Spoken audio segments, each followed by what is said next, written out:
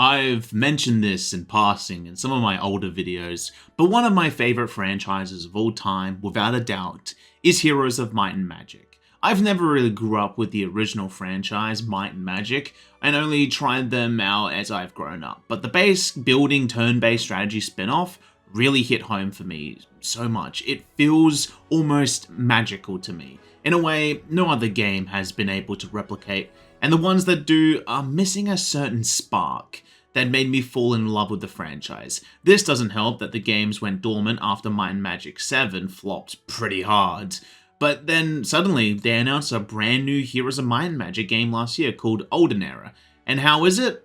Well, the fact I didn't make a video during the entirety of May should give you the answer to that. I've been addicted to this game since it came out, and just like the critic from that rap movie, having flashbacks to his childhood, this game is just real fucking good, especially for an early access game. So this video is going to be talking about what we've got currently, and then in the future I'll make a video talking about the full release. But without further ado, let's talk.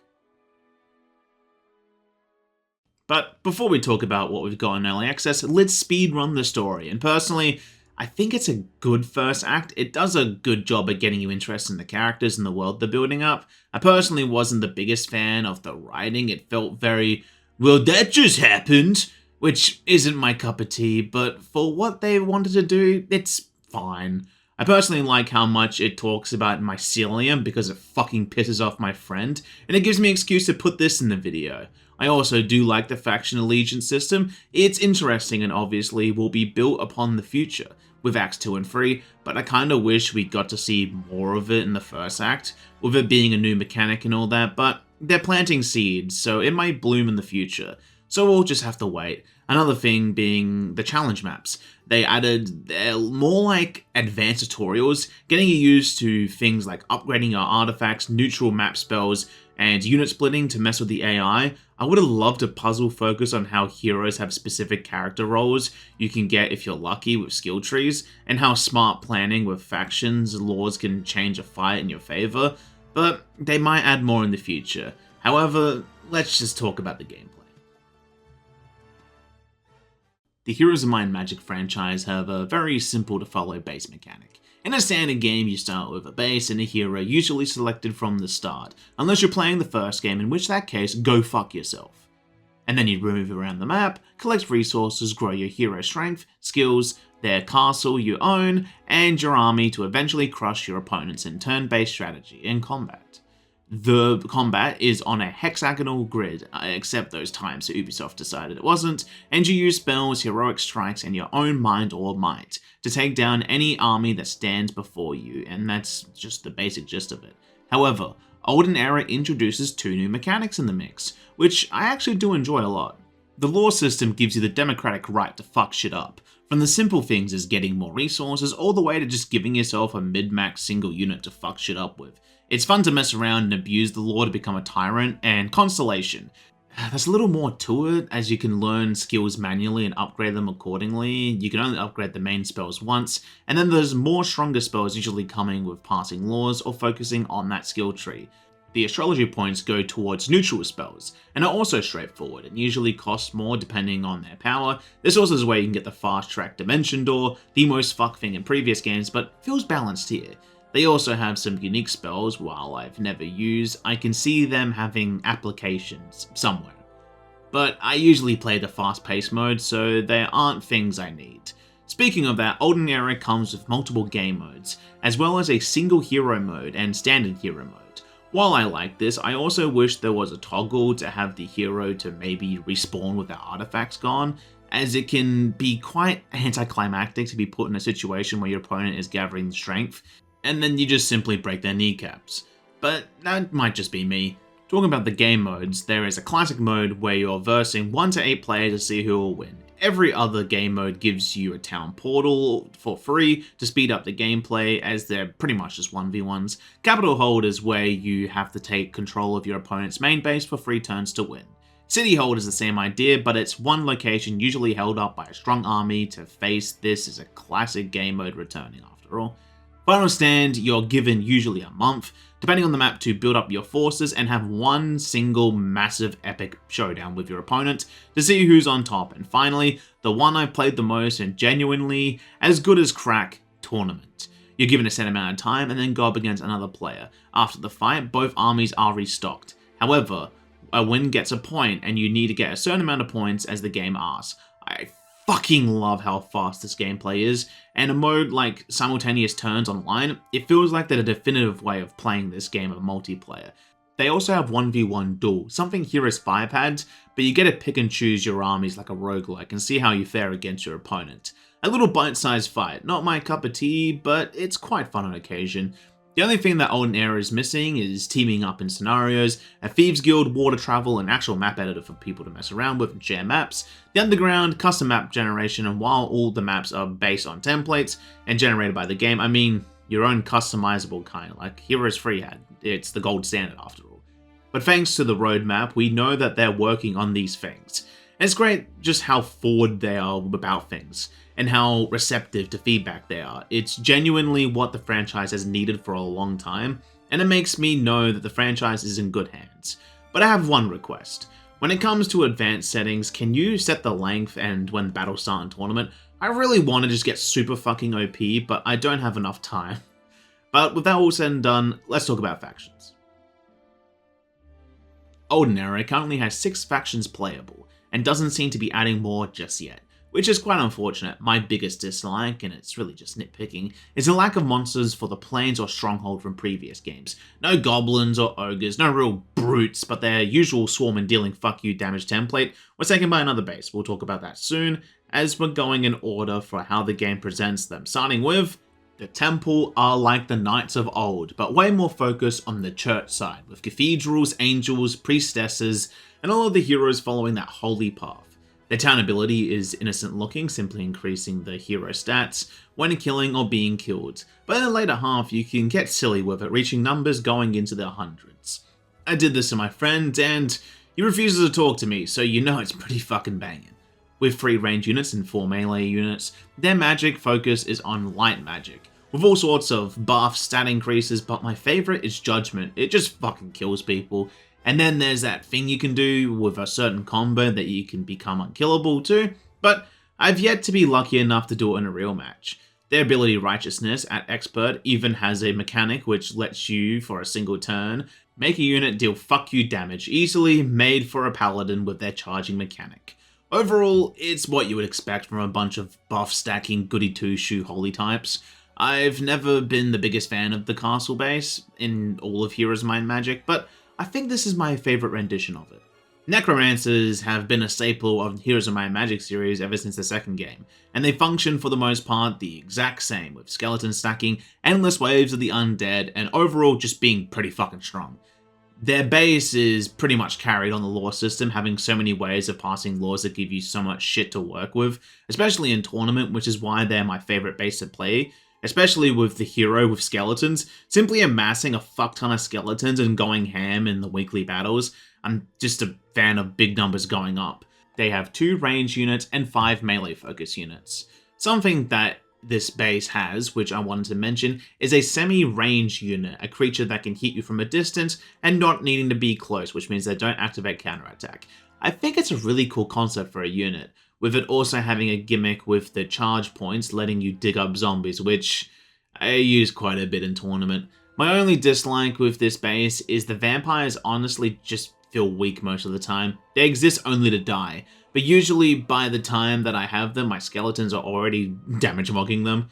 On top of the Necromancer specializing in dark magic with things like debuffing, increasing your army size, or coup de grace being useful against Schism, and Narina's Kiss being a kill blow to hordes, which fucks over my main strat with Necromancers, but honestly, I just love this version of Necromancer. It's like the digital equivalent of crack, and I can't get enough of it. Grove are an interesting base consisting of creatures connected to the Mycelium. Their unique base ability lets them move from base to base, but just like most things, this faction, it just costs so fucking much. That aside, they have 2 ranged options, and that first unit has a stupid fucking counter ability. I fucking hate it so goddamn much. But they do have a good amount of flyers, or units with fast movement. Where they truly shine is in the focus point mechanic, as they're the only base that gets easy focus points thanks to their unique class ability, and on top of their lore to reduce the cost of the focus points and their abilities. They really get most out of their abilities compared to other bases, only for it to honestly be lackluster. Things like increasing stats for a certain amount of turns, getting mana, but I would also be lying if I didn't admit they gave some pretty cool shit to the Phoenixes. But that's just a given. Phoenixes have always been a really cool monster in the Heroes of Might and Magic series. While this base isn't focused on a single magic type, they get the full use of temporary spells. You can find them around the map, maxing them out if you go out of your way to pass the laws, but the base really requires you to focus on that while at the same time being pricey as hell. It's honestly not a base I enjoy all that much, but I'd be lying if I didn't admit that I really like the HoMM. They're just kinda cool as fuck. First thing I want to say about Dungeon is I fucking love their stand system, and I love the Minotaurs, especially the hero that works with the Minotaurs and lets you do fuck levels of damage with the Minotaurs. The Minotaur, Tiny Minotaur, Little Minotaur, Minotaur, I'm not doing the rest. I just fucking love Minotaurs, alright? The rest of the base isn't as cool. I mean, cool ass fucking dragons and hydras, but they're to be expected for this base. Their main gimmick is tied to the lore system, increasing the damage your monsters do with their respective stances, having their tower growth as a separate lore, and while not focusing on a specific spell type, they instead reduce the cost of their buildings or increase your focus charges so you can use the Black Dragon's ability. Out of all the bases, the Dungeon is by far the simplest to get into, usually being the strongest and my personal favorite heroes. Here, they're alright. But definitely potential, man, when it comes to needing laws passed, but they have Minotaurs, so they're the best in my heart. The demons are technically not in the heroes world just yet, their alien ships haven't arrived. So instead, we have a metric fuck ton of infernal bugs that come from the Crimson Star, or what I like to call Western Australia. The faction only have one ranged unit, which is a cross path for their tier 6 unit. But they do have the most diverse set of units out of the 6 factions. Their tier 1 can hit from 1 tile away, their tier 2 has a double hit and is really fast, and their crosspath have that counter ability. Fuck, I hate it so fucking much. Their tier 3 is so fast that they can easily get their unique ability for the exploding bugs. Their tier 4 can spend focus points on abilities. Honestly, it's not that good. Their tier 5 has a multi-path that just can fucking die in a hole. You just can't kill him. I'm just gonna go fuck myself. And the other one just lets him fuck you up. Like, I don't like the tier 5. I do not like him at all. The tier 6 that can go on an explosive shot route, but not the one that I like to go in. And then the base and red-pilled tier 7 Hive Queen, which punishes faction diversity in the enemy team. Their laws are also pretty solid, focusing on their main ability and buffing their units' already strong points into new highs. The spell they have are Primal, which yes, includes good old Armageddon, but Fireball and Lightning are pretty solid on this team. Their Primal spell hero is also fun, as he completely locks down the use of any Primal spells if that's something your opponent spams, but thanks to their unique building of resetting your level, the hero that gains additional stat points every 3 levels is the way to go. His stats really just fucking explode, and it's really fucked, and I just love it. This is easily my favorite rendition of the Inferno faction, and makes me wish that the real Alien Armada just didn't fucking come. And finally, I'll be honest, I don't really like Schism. Not really my cup of tea, but they have some cool things going for it. Being a snow-themed faction, their units are very Cthulhu-inspired, with all sorts of tentacle monsters. I really like the fat fucking chud that has that range ability, which inverses the range advantage. It's very unique, just like how most of the monsters in this base is, having special ways of using focus points to slowly grow an army over time. Kinda like Necromancers, but with no real limit. Their hero ability, Communion, works on all units under their control and can slowly snowball, not to a point where you're unstoppable, but having around 20% more of your army is just really fucking nice.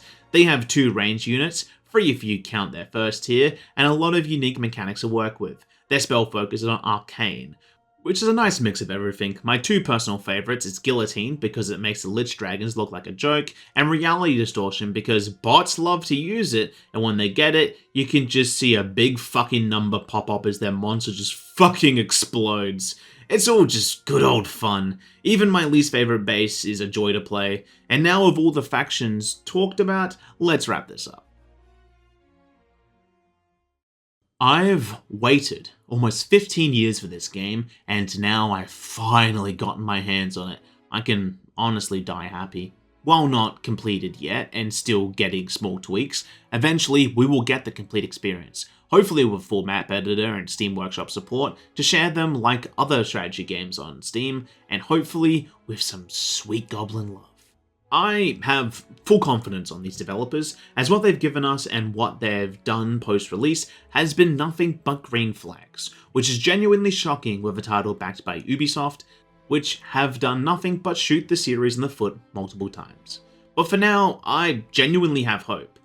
Now, before we wrap up this video, I'm going to rank it compared to the other games, and for me, it currently stands below Heroes of Might and Magic 3. That game is a genuine classic, and is hard to beat, but it's close. And with how the roadmap is looking, and with all that content they're promising, I could genuinely see it being on par, or even better in my eyes. But for me, nothing will beat Heroes of Might and Magic 2 in my eyes. That game is the true GOAT. With that all being said, we've reached the end of this video. I appreciate you watching. If you've never played a Heroes of Might and Magic game before, the fuck you doing, mate? GOG's got them for pennies on the dollar. Just do it already. Joking aside, I'll make a continuation of this video when the full game releases, so if that interests you or JRPG content, please like and subscribe. But for now, I'm going back to tournament. This game's just fucking good.